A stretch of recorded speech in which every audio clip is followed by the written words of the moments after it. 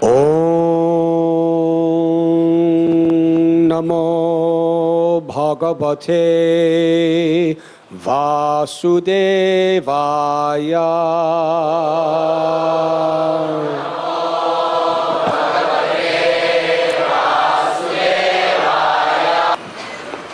We are reading today from Srimad Bhagavatam, Canto 7, Chapter 4, entitled Hiranyakashipu Terrorizes the Universe. Text 34.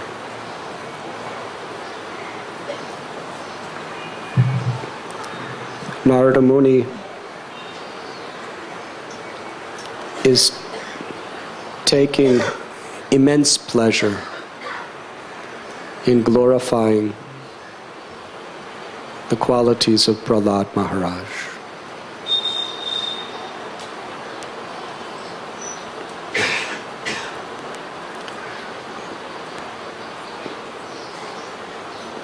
In our translation, it is interesting to see how, speaking to Maharaj Yudhishthira, Narada Muni says, Prahlad Maharaj's good qualities are still glorified by learned saints and Vaishnavas. He's speaking very much in the present tense. Although Prahlad Maharaj performed this Leela in the Satya Yuga, Narada Muni is speaking to Yudhishthira Maharaj at the very end of Dwapara Yuga. That means this pastime, historically within this particular planet, took place long before. What does our modern history calculate by?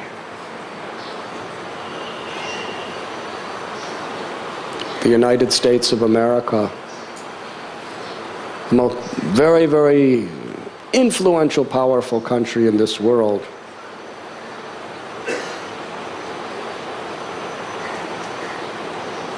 but the European people who actually made it such a world power, they didn't even arrive there until about 500 years ago.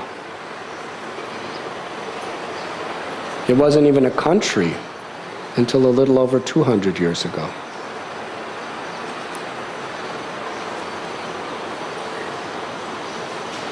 And we think that is a long time back.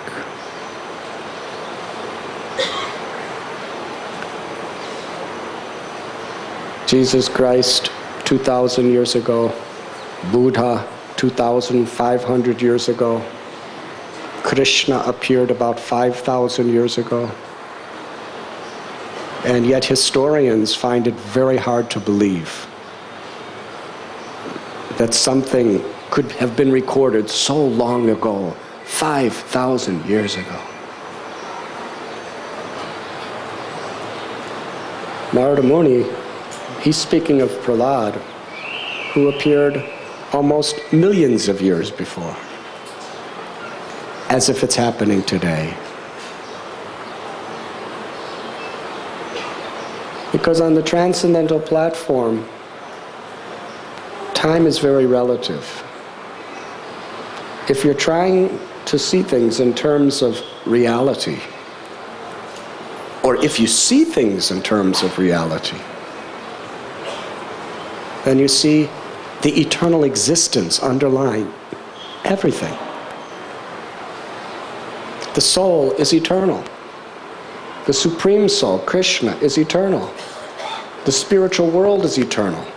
Material nature is eternal. Time is eternal. Material nature, its manifestations are all temporary. But nature itself is God's nature. Mayadhyakshena prakriti. It is eternal. In material existence, nothing really is born or dies. Matter is simply transformed.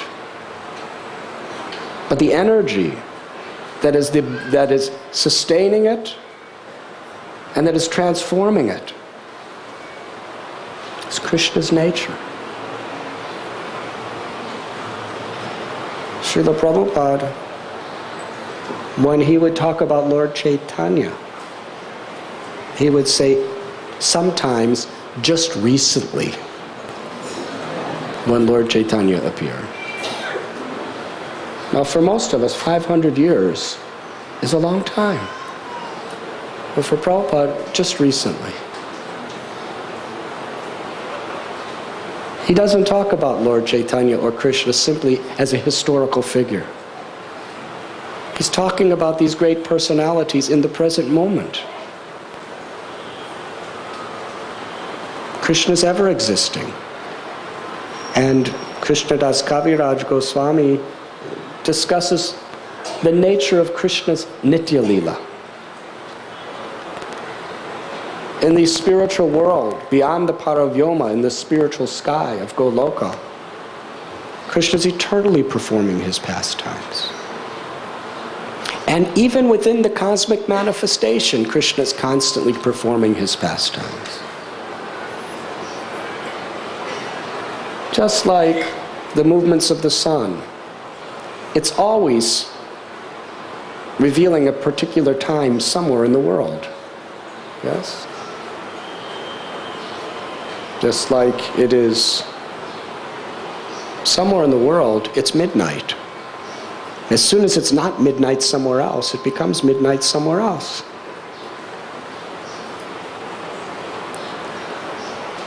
Similarly, as soon as Krishna performs a Leela in one universe, as soon as that is complete, the same Leela is performed somewhere in the cosmic manifestation. Krishna is always killing Putana somewhere in the cosmic manifestation. Krishna's always performing Rasa Leela.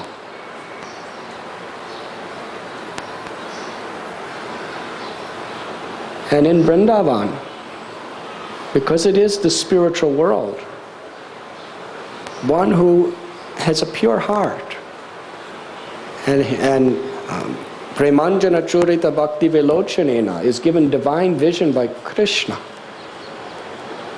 can actually see, or even more, feel within his or her heart Krishna's pastimes eternally taking place right in Sri Vrindavan,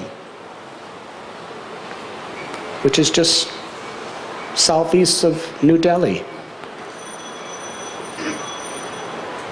When most of us go to Vrindavan, we see congestion these days.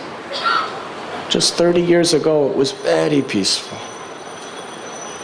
Just very simple ashrams. Now there's, in the Mathura Vrindavan area, there are refineries. There are hotels and restaurants and shops and bazaars, and not only are there bazaars, but sometimes it all looks very bizarre. This is Vrindavan? The first time I walked down that road from Mathura to Vrindavan, it was just cows grazing in fields and kadamba trees, tamal trees, banyan trees, peepal trees. So quiet, peaceful. Some bullocks sometimes on the road. Now trucks and buses and big hoardings or billboards advertising Vrindavan.com. And different 5-star hotels, and I don't know how many stars actually, but very different. But that is just a layer, a thin veneer. But the aprakata, the true essence of what Vrindavan is, can only be felt by the mercy of Krishna.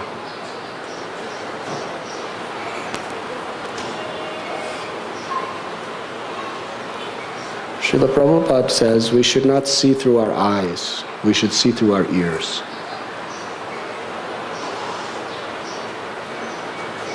When we have faith in the words of Guru, Sadhu, and Shastra, through that faith we attract Krishna to reveal the truth, the essence. Otherwise, we only see what's temporarily appearing on the surface. So when we hear the glories of the Lord, in the present tense in Vrindavan, this is where Krishna is dancing upon Kali. With that faith, we can feel it. And as we become purified, Krishna's mercy, we could experience this as a reality. From an empiric point of view, all of these things are very, very inconceivable.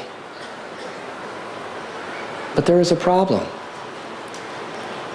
God can never be understood in truth empirically. Through the elevationist approach to the Lord,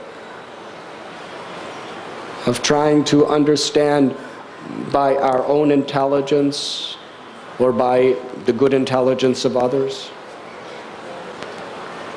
we can never go beyond the limitations of the senses and the mind.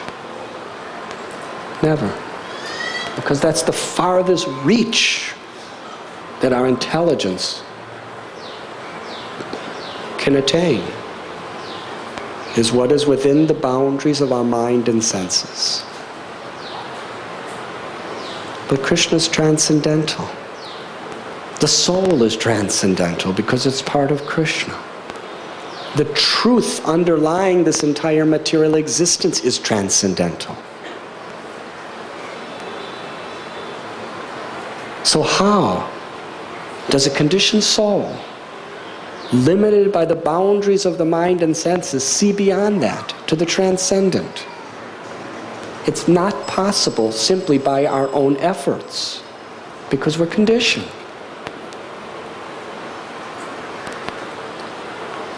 However, by the mercy of the Lord, He can reveal.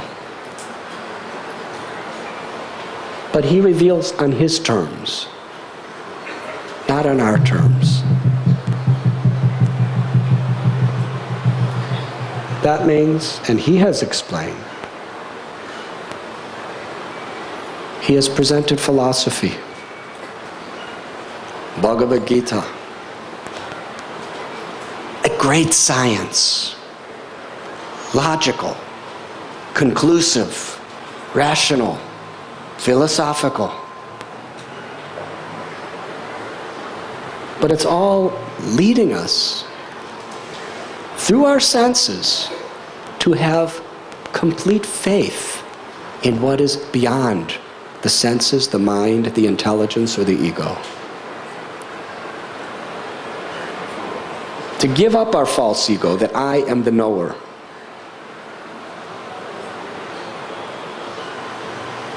Sarva dharman parityajya mamekam sharanam vraja. Krishna tells, give up all varieties of religion and just surrender to me. It is that sharanagati, it is that surrender which opens our hearts to receive the mercy of Krishna. And that is all in all. The beginning of surrender is to hear with faith. Adosha tata sadhu sangota bhajana kriya. At the beginning, little faith.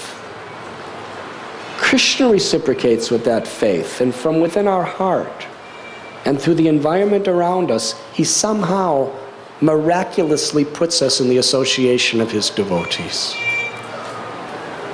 In that association, he gives us the opportunity to develop and open that faith.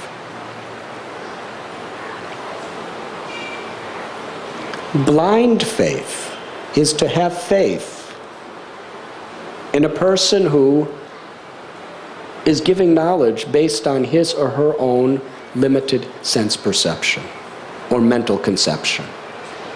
That is blind faith. The scientists accuse those who follow religion to have blind faith. Yanisha sarvabhutanam tasyam jagrati samyami. Very interested. What is darkness for the materialist is light for the devotee. And what is light for a materialist is very much darkness for a devotee. Wants to sleep.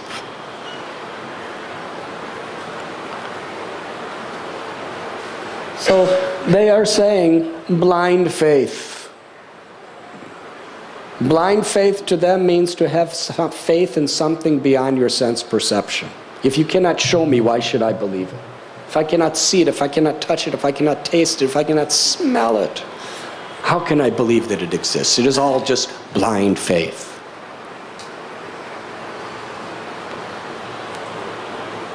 But for one who has a little bit of awakened consciousness, all of their theories, all of their books is based on blind faith. Because they're putting faith on the imperfect, corrupted senses and mental conceptions of themselves, of their contemporaries, and of their predecessors.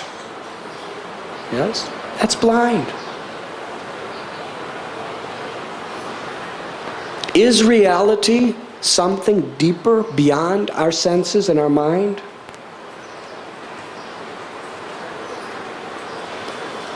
How the electrons and the neutrons are moving around,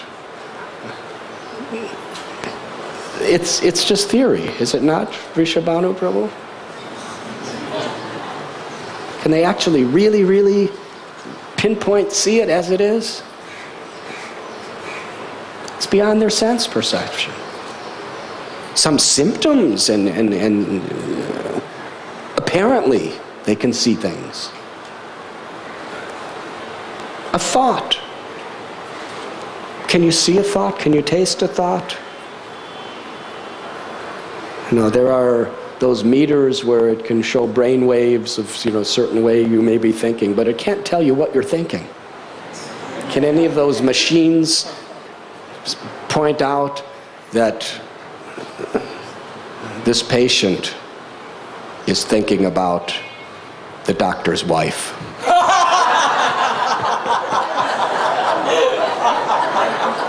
If it could find out, that person would never take the test. But nobody knows. Nobody knows what you're thinking unless you speak it. So so thoughts are something very much beyond the senses. But the reality of consciousness is subtler and beyond the mind. It is the basis, the support of life, consciousness.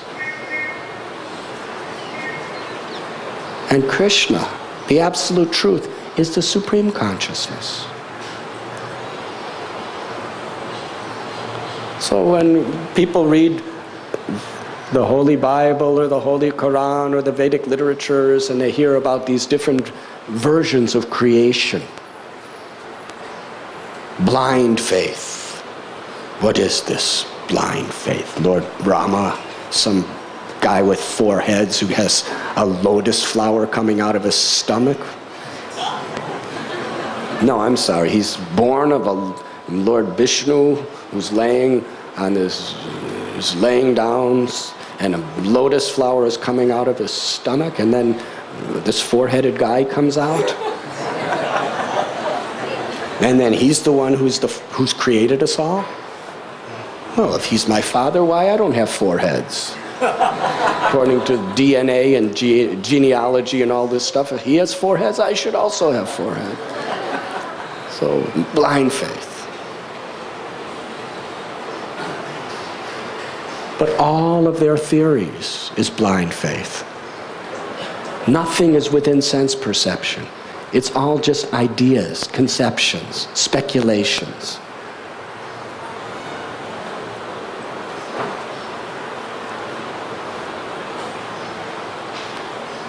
Real faith is faith in truth that is descending. Evam parampara praptam idam rajarshayavad. Krishna explains, this is how we understand what is reality. Krishna, who is the absolute truth, speaks truth. And it descends through disciplic succession. It is spoken within the holy books, like Srimad Bhagavatam. And to open our hearts to accept it with faith. And to live by the principles that are being spoken. That is the process of realization or direct experience of the truth.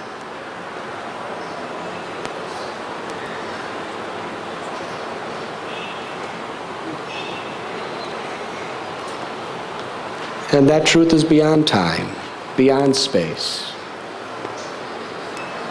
Just as the Lord is performing his Leela at all times in material creation, and is performing his infinite Leelas forever in the spiritual world. Similarly, according to what Srila Prabhupada is explaining here, the Lord can empower his devotee in similar ways. Why not? What is it that the Lord cannot do?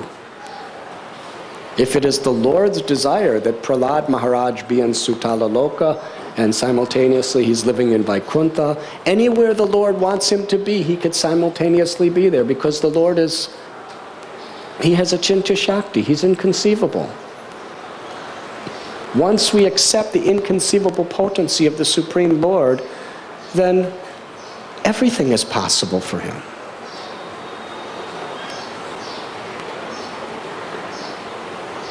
People think about the incredible things that God does.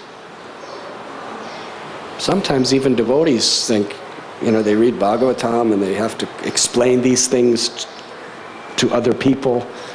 Think, why doesn't Krishna just do things more normally so it's not so difficult to understand? Ram only had one wife. That's easy to explain to people. 16,108 wives? And we want people to believe in that? Well, if you're God, why should you just do what everybody else does? If we understand how Krishna is the creator of all existence, if we understand Krishna beyond the material existence in the spiritual sky, who has inconceivable potencies, he can have 16,108 wives. And it would not in any way be more difficult to believe. And if he wanted, they could all be living comfortably without any traffic jams in Chopati, Bombay.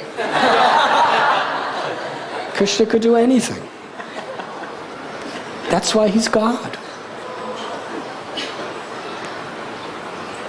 So a person who has blind faith in his own senses and the material conceptions of others, that person is thinking, 16,108 wives? And when he was only 7 years old, he lifted that huge mountain. Takes practically a whole day to walk around it, and he held it up with the little finger. For 7 days? These are nice stories and they have very, very good moral meanings perhaps, but historical? How is this possible? But for devotees, anything Krishna does, any way he does it, if it is descending through the proper channels of Guru, Sadhu and Shastra, it simply makes devotees happy. They want to hear more and more and more and more. The taste to hear about Krishna, the taste to glorify Krishna.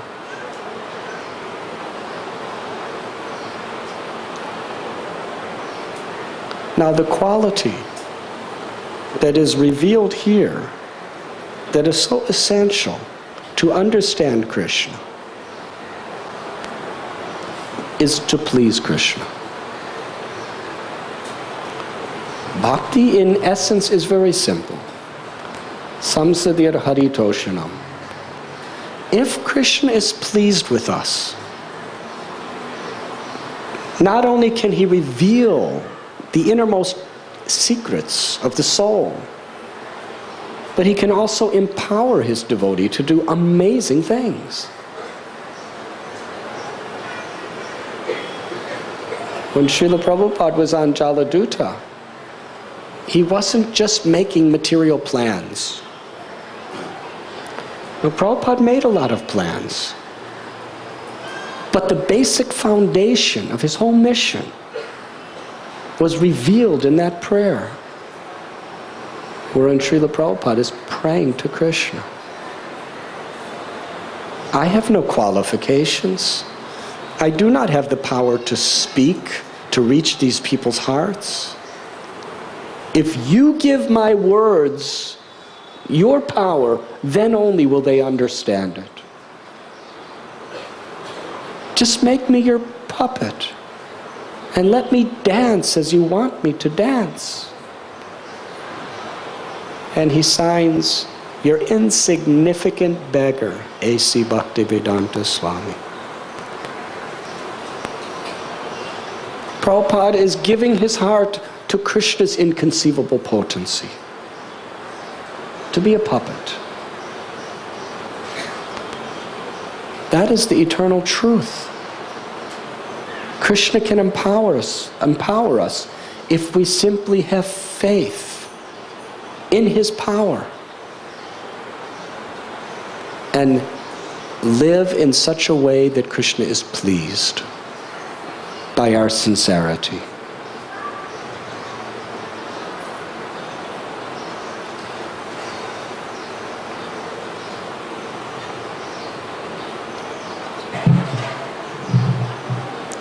When Krishna is pleased with us, then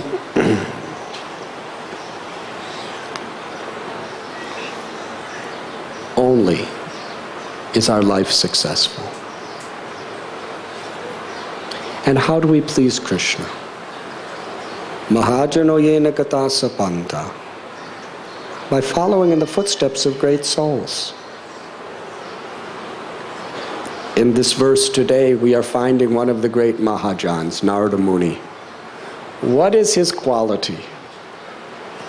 His quality is how he takes such great pleasure in glorifying the devotees. Narada Muni is speaking so wonderfully about Prahlad. Prahlad happens to be his disciple too, from long, long, long ago. But at the present moment as well. Narada Muni is not praising Prahlad just as a guru is praising his disciple. Narada Muni is praising Prahlad as a superior in his own heart. Yes? In Brihad Bhagavatamrita, Narada Muni was going from place to place trying to understand who was the greatest devotee. And he went to Prahlad.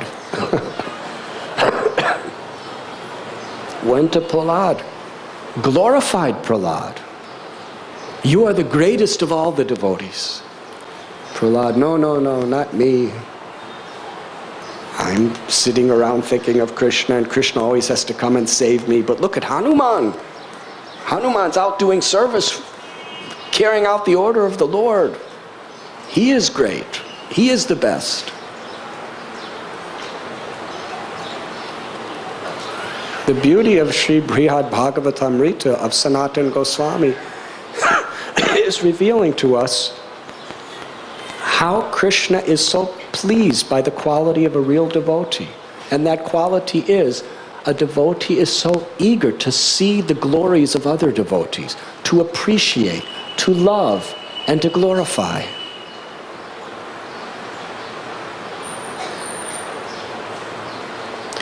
Yesterday's verse, we read how,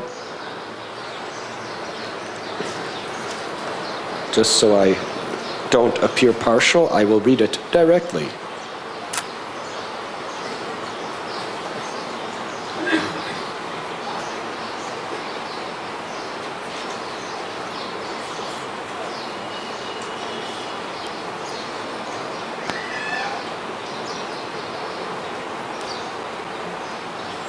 Unlike the other asuras, Prahlad was never envious of Vaishnavas. Hare Krishna. You remember that? It's very clear. According to this verse of Srimad Bhagavatam, if you are envious of a Vaishnava, then what are you? Did I hear Sura? Say it loud. Asura. Envy of a Vaishnava is a demoniac quality. We have so many demons in our hearts.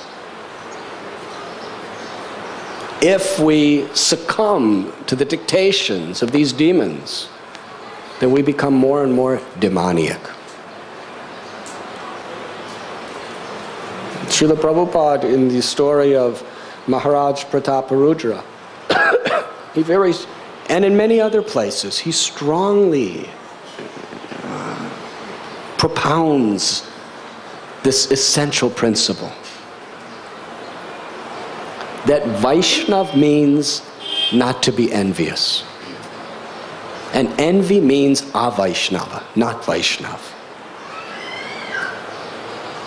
When King Prataparudra received Lord Chaitanya's very, very special mercy, the devotees were in ecstasy. None of them were thinking, why the Lord's not embracing me? Why the Lord's not crying all over me? Why this king, this materialistic king? There were swamis there. Why the sannyasis were not thinking, he's crying on this grihasta, why doesn't he cry on me? I renounced everything. He has a wife, he has a crown, he has a throne, he has a big house, all these materialistic things. I've given up everything. Sleeping on a mat, under a tree. Why? No. Everyone was happy, all the Vaishnavas, to see another person getting the Lord's mercy. If the Lord decides to show his favor to someone or empower someone, who are we? Who are we to challenge? Why are you empowering him? Why not me?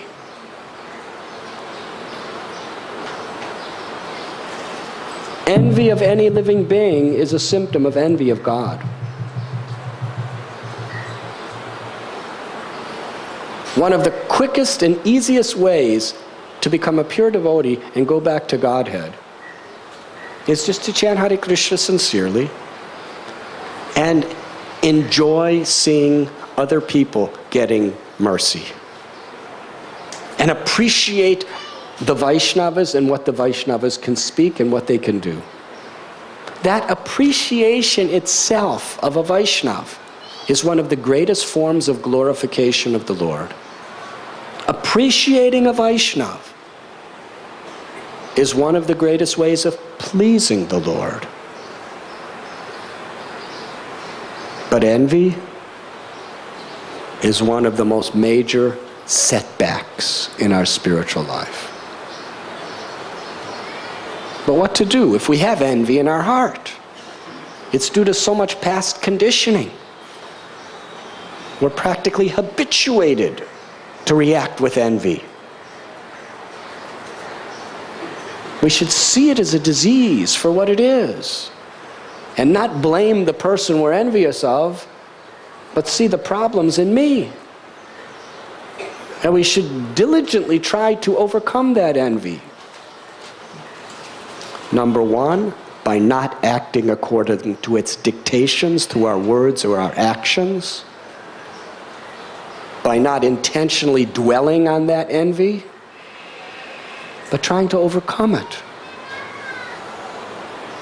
When that one Brahmin approached Sri Chaitanya Mahaprabhu in Kuliagram, he fell at his lotus feet and begged forgiveness for all the Vaishnavas he blasphemed. He said, now I understand who you are, but previously I was constantly blaspheming your devotees. Lord Chaitanya Mahaprabhu, he didn't say, oh, then you will go to hell. He said, blaspheming, speaking ill of a Vaishnav is like drinking poison with your mouth. Yes, you speak with your mouth.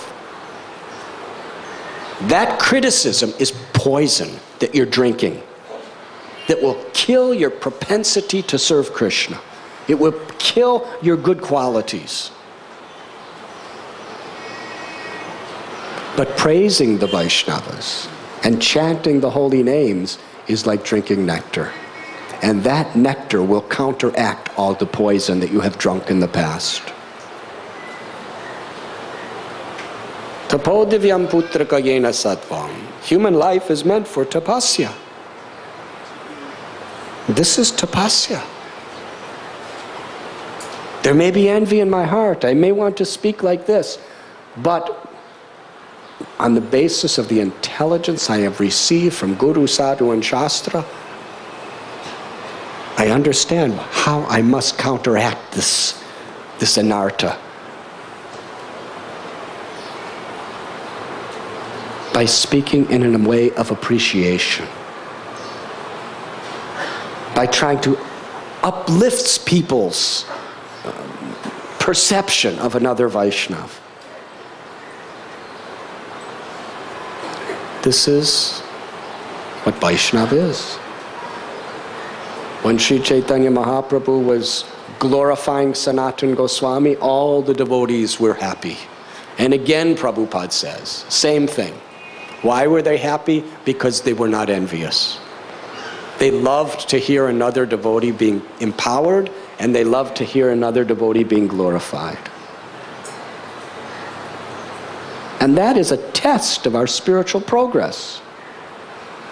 When we see another devotee doing something wonderful or hear another devotee's good qualities, if you feel happiness by hearing that, that means you're really making good advancement.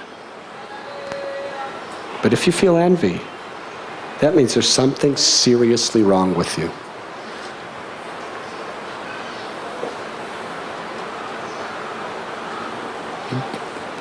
That means there's a disease. Don't be discouraged. Just take the medicine and get rid of that disease. But if you don't see for what it is, it will consume you.